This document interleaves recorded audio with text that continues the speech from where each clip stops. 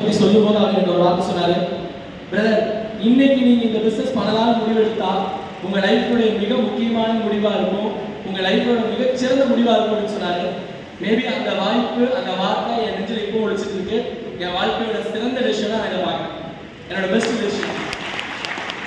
And second, founder சாருடைய ஒரு வார்த்தை சாருக்கு ஞாபகம் இருக்குமான்னு தெரியல. செகண்ட் ஆர்டிபி கம்ப்ளீட் பண்ணி நாங்கள் எல்லாரும் கேப்டன்ஸ் எல்லாரும் சாரோட ஒரு டிஸ்கஸ் பண்ணிருந்தோம். அப்போ வந்து சார் சொன்னார், உங்களோட பழைய ஞாபகங்கள்லாம் அழிச்சிடுங்கன்னு சொன்னார். உங்களோட ஓல்டு எக்ஸ்பீரியன்ஸ் எல்லாத்தையும் டெலிட் பண்ணிடுங்க. ஒரு நியூ பார்ன் பேபியா இருக்கு. இப்போ இருக்கிற காலம் பீஷ்மரோட காலம் இல்லை, அர்ஜுனோட காலம் அப்படின்னு சொன்னார். அது என்னுடைய வேலை வாக்கிற்கு.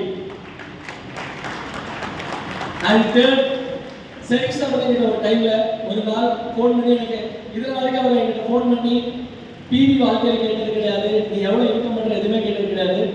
லைஃப்ல என்கிட்ட செரிக்ஸாக சொன்ன ஒரே ஒரு வார்த்தை என்னன்னா, October 31 ஒன்று வந்தா நீ 18 lakhs கிராஸ் பண்ணுன்னு சொன்னாரு.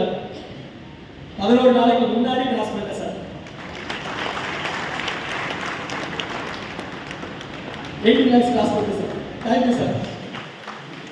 அண்ட் ஒரு சாதாரண மிடில் கிளாஸ்ல பறந்து வளர்ந்து வாழ்க்கையில் ஏதாவது சாதிச்சிருந்து சம்பாதிச்சிருந்து உழைப்பை மட்டுமே நம்பி இருந்த ஒரு தண்டவாணிக்கு லாஸ்ட் 4 வீக்ஸோட இன்கம் 6,35,000 ரூபாய், 6,35,000 rupees வந்து விக்டர்ஸ் வந்து இதே கையால வாங்கிட்டேன்.